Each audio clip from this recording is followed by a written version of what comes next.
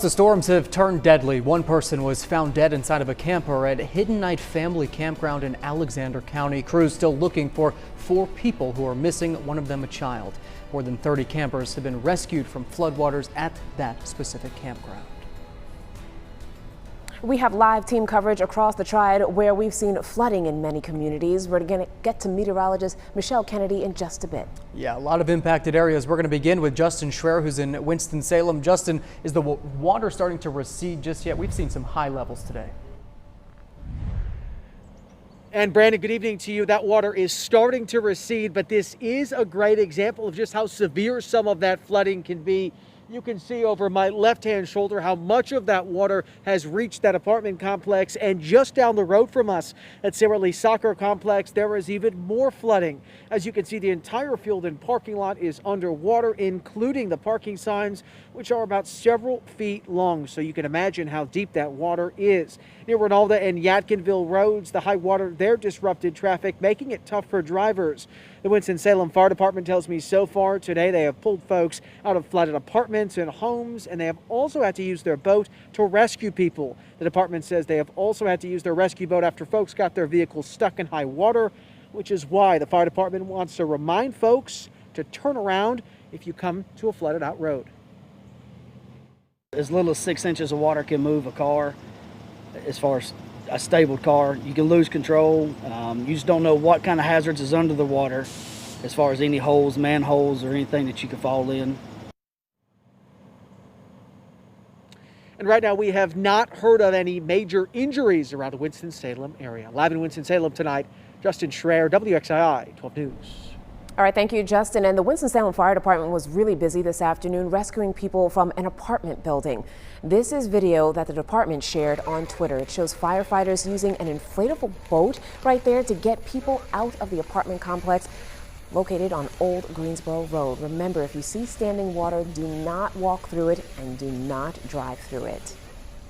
Well, this is video from Queensberry Drive in Winston-Salem. You can see high water around houses out there and a truck submerged. Silas Creek, which is normally a tranquil stream, is a raging river today.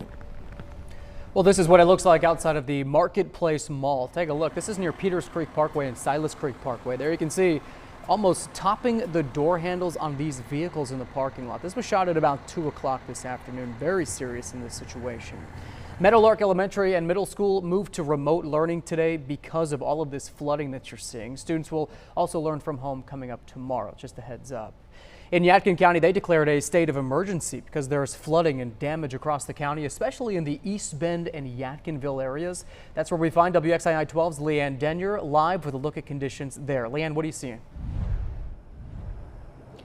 Hey, so I want to show you this water. So we've been here in Yadkinville for the last several hours. When we first got here, so not all that long ago, the water here was behind that road closed sign. Do you see that?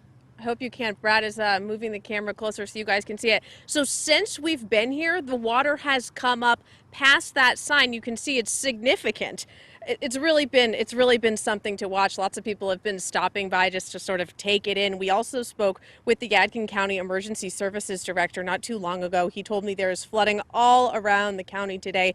There have been several water rescues, several bridges have been damaged. Here's some video from another part of the county. This area, though, is one of the first areas to flood in the county, and we've been watching people come by and see it for themselves. So Keith Vestal is the Emergency Services Director for Yadkin County. He says that the river right now is about 3 times as deep as it normally is on a normal day, according to data he's seeing from the river. First responders saying it is critical that the community follow those closure signs they're going to see around the county and take this seriously.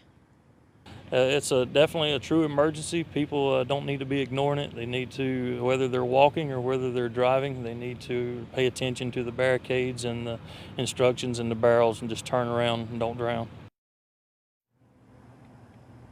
So the first responders that we talked with today said the county's doing pretty well. This community knows how to handle flooding, but still, as a precaution, folks should have about 72 hours worth of supplies at home in case things take a turn for the worse. We're going to have another update for you coming up in about half an hour. In Yadkinville, Leanne Denyer, WXII 12 News. All right, thank you, Leanne. And this is what it looked like in Greensboro earlier today. Barricades up along the Knight Mill Road. Several creeks and streams cross that road. Yanceyville Street was also impassable, and Latham Park was blocked off because of floodwaters. We've just checked in on these locations within the past hour, and those waters thankfully have receded. In Wilkes County, though, heavy rains washed out Hunting Creek Road at Jarvis Store Road. You can see a car right there in the distance pushed up against a tree, what looks like a creek out there. A dangerous situation for sure, so please be careful out there. Similar situation in Charlotte. Take a look. Cars submerged in floodwaters in several different neighborhoods. You can see, you can almost not even see all of the cars. You can see probably a couple dozen of cars the water has taken over. Meteorologist Michelle Kennedy joining us now. Michelle, how much rain did we actually get in the Triad? Yeah, you know, we have seen totals over 6 inches, nearing 7 inches in some spots. It has been tremendous. So over the last 12 hours, you're looking at the rainfall as it moved from about 4 a.m. this morning, really started taking hold, with the heaviest of the rains falling between 4 and noon for eastern folks in the Triad.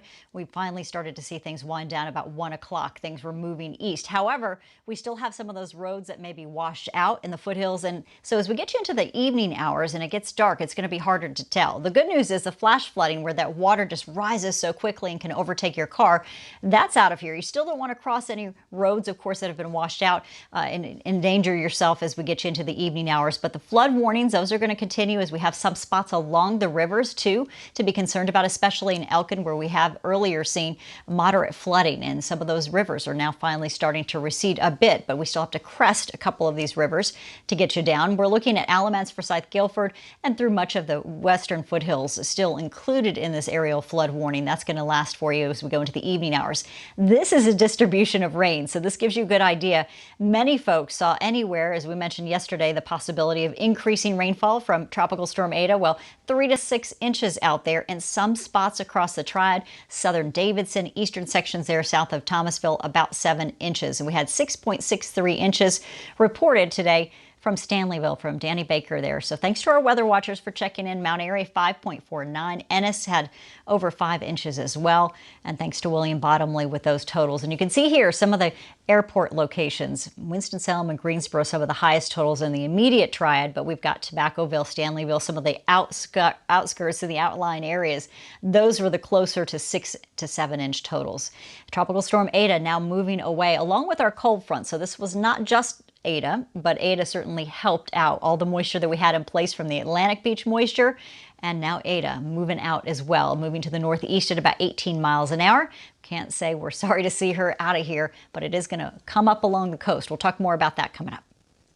All right, thanks for the update, Michelle. This just in, Tanglewood Park's Festival of Lights will open as normal tomorrow night, but because of the flooding and some of the heavy rain, several displays won't be functional. If anything changes, they say they'll post it online, and our Devontae McKinneth will once again help flip the switch to get the festival started. Again, that's tomorrow.